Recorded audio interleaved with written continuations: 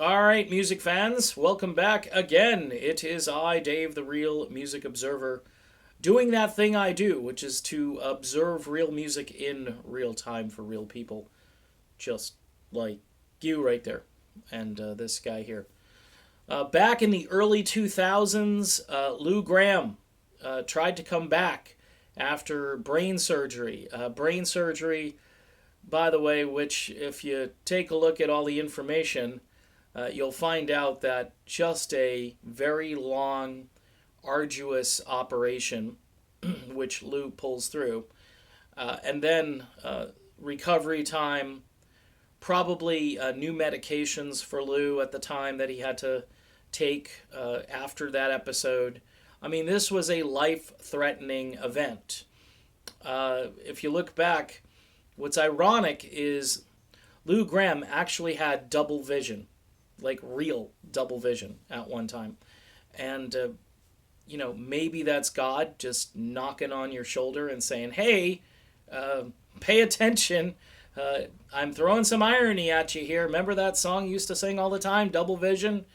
Well, here it is. In any event, Lou came through, and of course, some of the fans have been incredibly cruel and just they don't even know. I did a video a long time ago just saying, hey, can you lay off Lou Gramm? I mean, he had brain surgery, for crying out loud. And people are still going, oh, he's not as good. He's just this and that. And, thank goodness they got Kelly Hansen. And, okay, here's the deal. When Lou came back, the band was under a lot of pressure to go out there and perform dates. And much like any contract, when you sign up with a promoter, I don't know if it was Live Nation, I don't know who the promoters were at the time, but they want you out there and they want you touring. And Lou, having this operation and coming back, he was put under a lot of pressure by the band, by the management, to get out there and perform. And at a certain point, I think Lou said, you know what, I'm done with this, at least for now, and I'll go off on my own and perform at my own pace and what I feel comfortable with. And that's what he did. He formed the Lou Gramm Band. He released a Christian album, which is quite good, by the way, if you haven't had a chance to hear it. And he soldiered on. And honestly, he struggled for a number of years.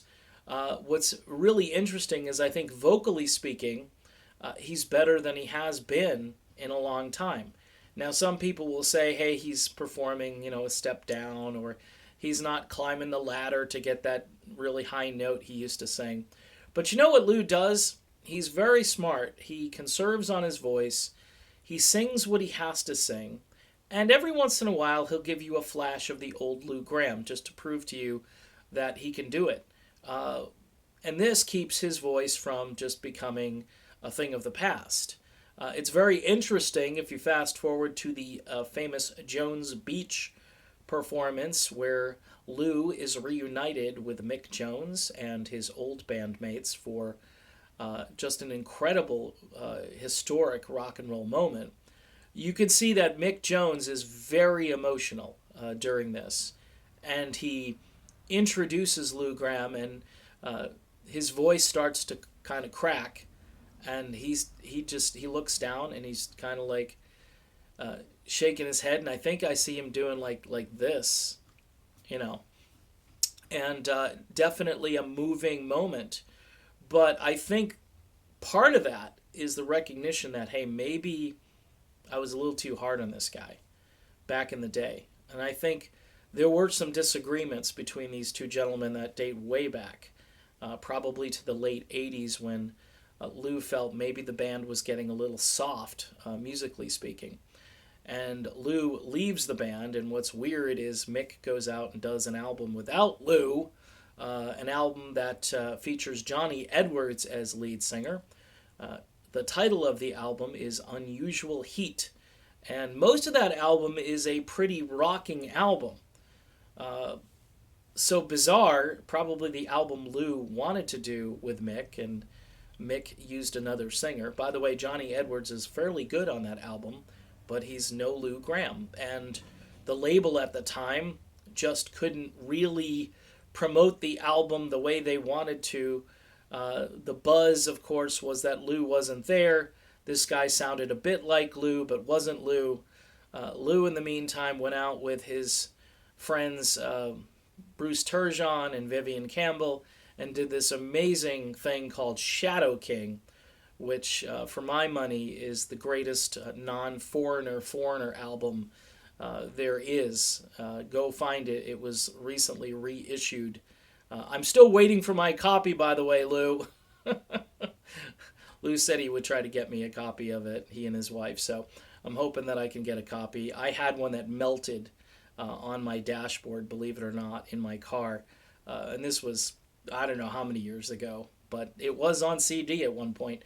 So in any event, a lot of information here, just talking about how Lou made his comeback and how there was this tension to tour and to get out there in the early 2000s.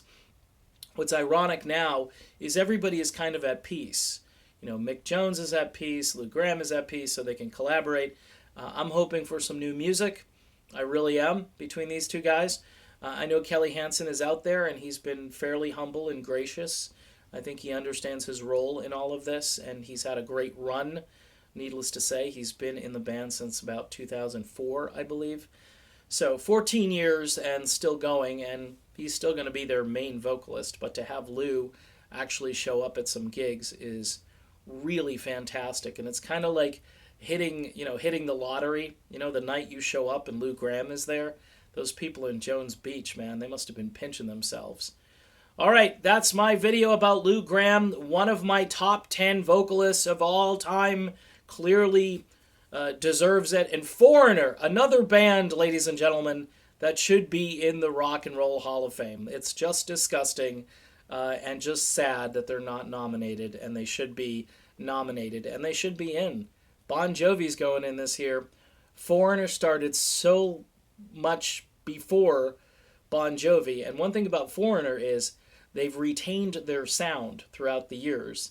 They haven't tried to reinvent themselves, and guess what? Fans keep showing up to see them live. All right, I'm done. I'm Dave. I will talk to you later, everybody. Have a great day.